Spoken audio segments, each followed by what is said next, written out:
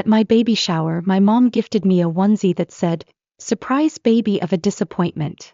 She swore it was a joke. So I laughed and did this. 3 months later, there was loud banging at the door. Yeah. That was the moment I realized my child's first piece of clothing was also my family's final word on my existence. But let me back up. It was supposed to be a sweet, low-key baby shower. Homemade cupcakes. Some Pinterest decorations my husband stayed up taping to the wall at 2 a.m. A few relatives. A few friends. You know, the normal stuff people do when they're excited for a baby. My husband, Adam, was the only person in the room who looked remotely happy for me. Everyone else, well, they came to perform. My mom wore pearls. My sister, Rita, wore a floor-length dress like she was walking the Met Gala carpet. And every time someone asked her how I was doing, she somehow answered by talking about her upcoming promotion. Classic Rita. Anyway, I'd almost made it through the afternoon without a single emotional landmine. Then came the gifts. A few baby blankets. Some pacifiers. A tiny giraffe with a tag still attached. Nice touch, Aunt Laura. Then my mom handed me a gift bag with a glittery "Grandma-to-be" sticker on the front. And I should have known. I should have known. Inside was a onesie, white cotton, size 0 to 3 months, and printed in big black letters. "Surprise baby of a disappointment." There was a second where the room fell dead silent. Then I did what every emotionally well-adjusted eldest daughter does when her mother publicly mocks her life choices. I laughed. Loud. Big laugh. Like it was the funniest thing I'd ever seen. "Oh my God, Mom, that's hilarious," I said, holding it up for everyone to see. "You've still got that edgy sense of humor, huh?" My mom beamed like she'd just won an Oscar. Rita gave a little smirk and said, "Well, you were a surprise." And someone, I think my uncle, chuckled and muttered, "Apple doesn't fall far, huh?" It was the kind of laugh that gets stuck in your throat and turns sour on the way down. I smiled until my jaw hurt. Then I set the onesie down. I went into the kitchen. I washed my hands. I stared at the sink. And I made a decision. I wasn't going to raise my child around people who thought this kind of thing was funny. Around people who clapped when I laughed at being insulted. Around people who would absolutely turn around and tell my kid one day, "You know your mom was never supposed to be born, right?" Nope. But I didn't say any of that. Not yet. Because something else happened that night. Something I didn't see coming. And that's when I realized just how deep the rot really went. The onesie was just the punchline. The real joke had been running for 30 years. And I was always the punchline. After the shower, I did what any unbothered, emotionally balanced pregnant woman does after being insulted in front of friends and family. I went home, sat on the floor of my closet, and cried until I gave myself a migraine. Adam tried to comfort me. He really did. But what do you say when your wife sobs? Do you think they're going to treat our baby like me? He didn't have an answer. And that was the problem. I already knew the answer. See, this wasn't a one-off. It wasn't like my mom suddenly turned into a mean girl with a sense of humor shaped by TikTok comments. No. This had been building since birth. My birth specifically, which was apparently a massive inconvenience. I was the oops baby. The midlife crisis wrapped in a hospital blanket. My parents had Rita when they were in their 20s. Planned, perfect, the golden child. Then I showed up uninvited like an unpaid bill, and they never let me forget it. Growing up, it was always, "You're lucky we kept you. Honestly, you ruined our empty nest plans. We didn't get to travel because of you." They'd say it with that casual cruelty like they were telling me what was for dinner. Rita, of course, never heard this. She was the one they chose. Which made me what? An accident. A consequence. A monthly oversight. I used to tell myself they loved me differently. That it wasn't worse, just less photogenic. But that lie got harder to hold up every time they forgot my birthday, or skipped my high school graduation because Rita's ballet recital was on the same day and she worked so hard, Christine. In our house, being the older sibling didn't mean you were wiser. It meant you were better. When I got my acceptance letter to a state university, my mom congratulated me by saying, "Rita got into Yale, but this is still good for you." I worked through college. Rita didn't. I wore clearance rack suits to job interviews. Rita's closet looked like a Banana Republic showroom. And when I got engaged to Adam, my dad actually asked, "Are you sure you don't want to wait for someone with a little more ambition?" Yeah. That was the family. Brutally honest, which is a polite way of saying emotionally reckless with zero accountability. Adam, bless him, tried his best. He kept telling me, "You're not them. You don't have to be them." And I believed that, in theory. But then I'd hear my mother's voice in my head every time I bought something full price. Every time I said no to helping with another bill. Every time I chose myself, I heard her say, "Christine, stop being selfish."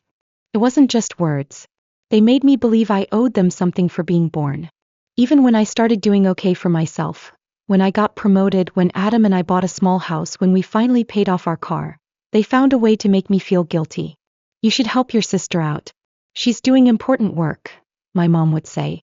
"Rita's doing international consulting," my dad added, "and she's got that baby to look after." Funny, because I was the one who babysat that baby most weekends. For free. While Rita networked. I even sent money to help with my parents' mortgage when my dad's hours got cut. "No thanks. No, we appreciate you." Just a follow-up text 2 weeks later asking for help with their utility bill. So yes, when I saw that onesie I laughed. Not because it was funny, but because it confirmed what I'd suspected my whole life. They didn't see me as a real person. I was the family's scapegoat with a debit card. And now I was having a baby of my own. The night of the baby shower, I sat in bed with my laptop and opened a blank document. I started typing out a list. Not a to-do list. Not a birth plan. A line. A line I would not let them cross anymore. And no more jokes at my expense. And no more uninvited visits. No more financial help. Ever. And no access to the baby unless I explicitly say so. No backdoor manipulation via Rita. Adam looked over and said, "What's that?" I said, "Our new family policy." And for the first time in years I slept. But of course they didn't make it easy. The morning after the baby was born, I got a text from my mom. "Well, is she here or not?" No name. No congratulations. Just that. I didn't respond. A few hours later, Rita posted a throwback photo of us as kids on Instagram with the caption, "Can't wait to meet my new niece wherever she is." Because passive aggression is a family art form. That first week, my parents texted, called, and even sent a card to the hospital addressed to Adam only. The front said, "Congratulations, Dad." Inside was a $20 Starbucks gift card and a sticky note that read, "Maybe this will help. Hope you can find better work soon." I wish I were joking. Adam looked at me and said, "This isn't about me. It's about controlling you." And he was right. That's when we decided we were moving. Not far, just far enough that they couldn't pop by. Far enough that no one could accidentally drop in on the baby. Far enough that I could breathe. We didn't announce it. We didn't give them our new address. When my mom asked when she could come see the baby, I replied, "I'll let you know when I'm ready." She never asked again. Rita texted 2 days later, "Wow. Really embracing the whole cut off your family vibe." I didn't respond. But I did add her to the block list. That week I made a private folder titled, "Evidence." Inside it I saved screenshots of the onesie, their texts, Rita's posts. Just in case they ever tried to make me the villain. I wanted proof. I wanted receipts. Adam called it my emotional insurance policy. I called it self-defense. But even then part of me hoped, stupidly, quietly, that they'd apologize. That they'd show up differently. That maybe the baby would soften them. They didn't. They escalated. And what happened 3 months later made one thing clear. They didn't just want to see the baby. They wanted control. I always assumed that cutting someone off would feel like slamming a door. Loud. Dramatic. Final. But in real life, it's quieter. More surgical. Like slipping out of a burning building and locking the door behind you. Not to hurt anyone inside, but because you know they'll only drag you back into the fire. I didn't send some big family group text. I didn't write a heartfelt letter. I just stopped. No more texts. No more updates. No more money. I quietly canceled the recurring transfers I'd set up to help with my parents' mortgage. That was $600 a month gone. I stopped Venmo Rita for emergency childcare expenses, which somehow always coincided with her spa days. Gone. I pulled out of the shared family emergency fund I stupidly agreed to years ago, which basically meant Christine pays for everything fund. Also gone. I didn't explain. I didn't justify. Because the second you start explaining to people like that, they twist it into something they can argue with. The reaction, of course, was immediate. First came the passive-aggressive texts. Notice the mortgage didn't go through. Hope everything's okay. Translation. Where's our money, human ATM? Rita. Hey, your niece really needs her meds this month. Can you send your usual? Funny how her niece only existed when money was involved. I ignored them. So they escalated. My mom called and left a voicemail that started with, I don't know what's going on with you, but this attitude is unacceptable, and ended with, if you think you can punish us by using money, then maybe you're not mature enough to be a parent. Right. Because maturity means funding your emotionally abusive parents while they mock your life choices and insult your baby before she's even born. Then came the guilt trip parade. We were counting on you. Your father has high blood pressure. Stress like this could kill him. Dad. I worked hard my whole life. Is this the thanks I get? Rita. Wow. I knew motherhood would change you, but this is just cruel. Also Rita. Letting mom and dad meet the baby would cost you nothing. That was the moment I almost cracked. Because she was right. It would have been easy to let them hold her. Snap a few photos. Pretend just for a second that we were one of those smiling families you see in Hallmark movies. But then I remembered the onesie. And I remembered my mom's smug smile. And I remembered the way I laughed so I wouldn't cry. And I thought, what happens when my daughter's old enough to understand the jokes? What happens when they start making her the punchline? Oh, not again. So I replied once and only once. Me to Rita. Letting them near her would cost me more than you could ever understand. Walked. Then I changed my number. Quietly. Just for my immediate circle. No dramatic announcement. Just peace. For the first time in my life I started sleeping through the night. Not because the baby slept, she absolutely didn't. But because I wasn't bracing for emotional landmines every time my phone buzzed. But peace never lasts when people like my parents don't get their way. Started with the Facebook post. My mom shared a baby photo of me and wrote, I held my daughter like this once. Now I'm not even allowed to hold my granddaughter. Cue the sympathy comments from distant relatives who hadn't spoken to me since 2007. Rita followed up with a vague story about how some people punish their families for sport, and how parenthood should make you softer, not colder. I said nothing. I just archived the post. Screenshots, dated, saved. For the file I'd started in a folder titled In Case They Escalate. Turns out I'd need it sooner than I thought. Because a few weeks later I got a call from Adam's school. They'd received an anonymous tip saying he might be mentally unstable and possibly dangerous around children. Which was laughable since Adam teaches first grade and once cried during Finding Nemo. The school took it seriously, of course they had to. There was an internal review. Adam had to meet with the principal and HR.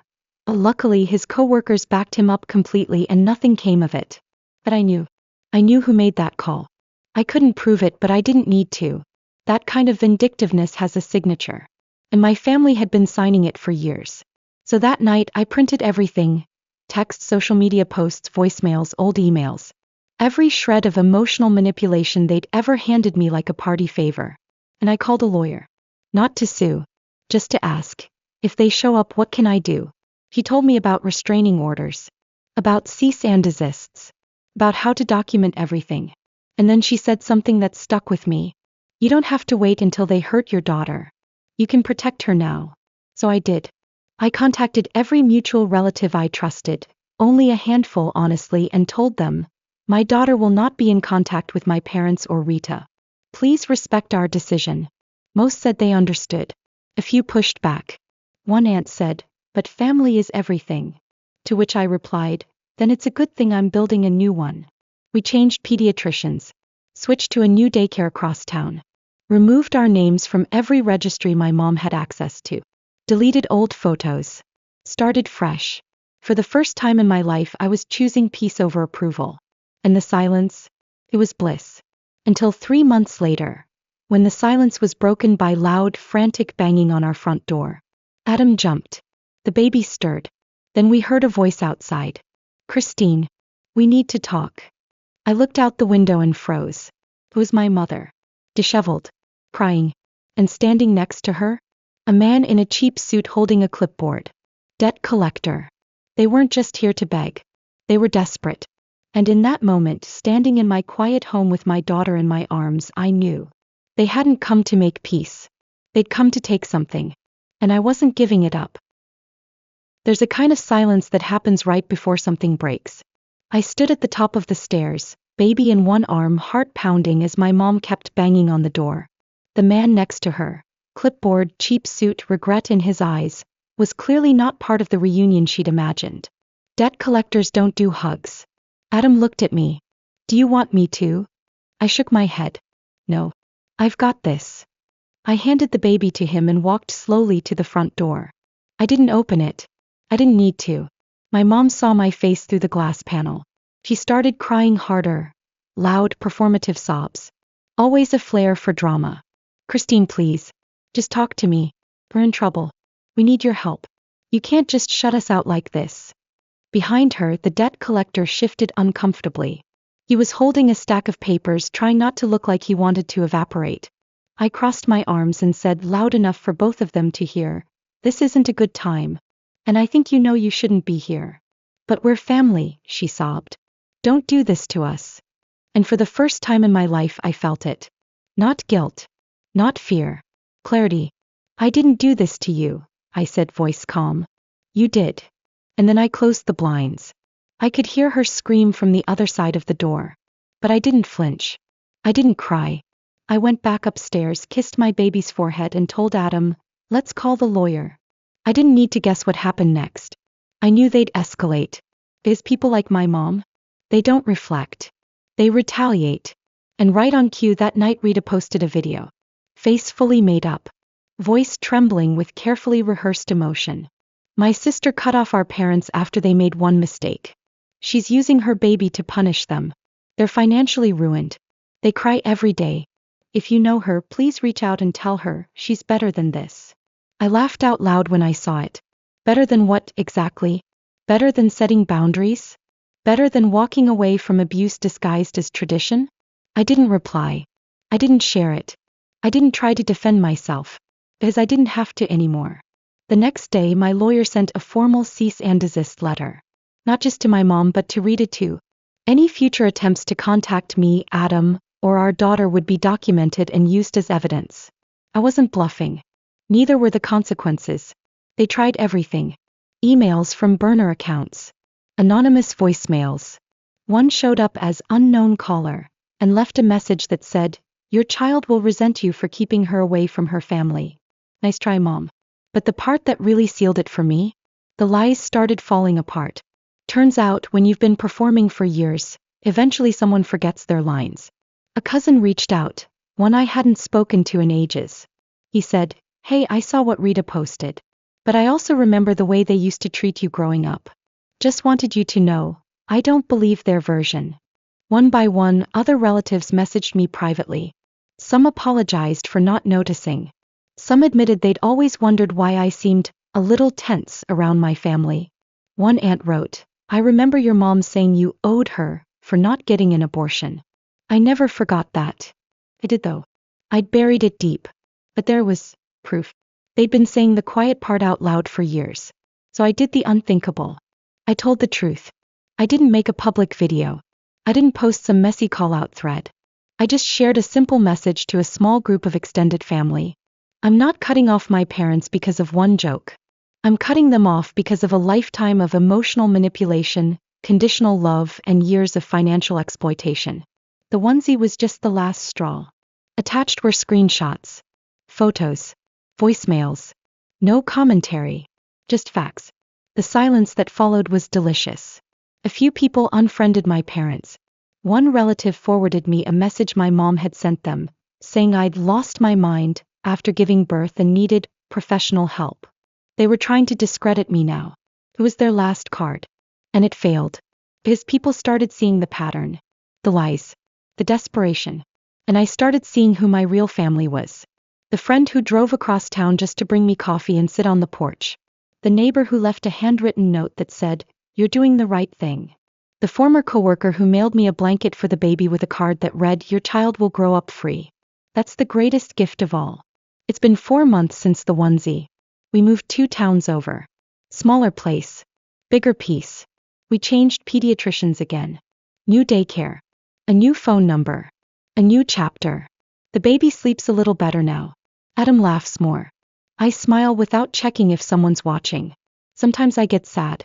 Not because I miss them, but because I mourn the version of myself who kept hoping they'd change. Who believed that if I just gave enough money, time, forgiveness, I'd finally be seen. He tried so hard. And now she's gone. Replaced by someone stronger. Someone quieter. Someone who doesn't need to prove anything to people who will never clap when she wins. The other day I found the onesie.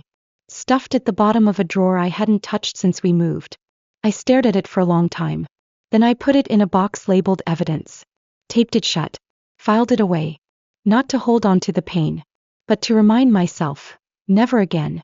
I don't know if my parents will keep trying. I don't care. Because every time I look at my daughter, her big eyes, her wild laugh, her little hand wrapped around mine, I know one thing for sure. She will never think love comes with a price tag. She will never learn to laugh through humiliation. She will never have to earn affection from people who resent her for existing. Me. I'm not a disappointment.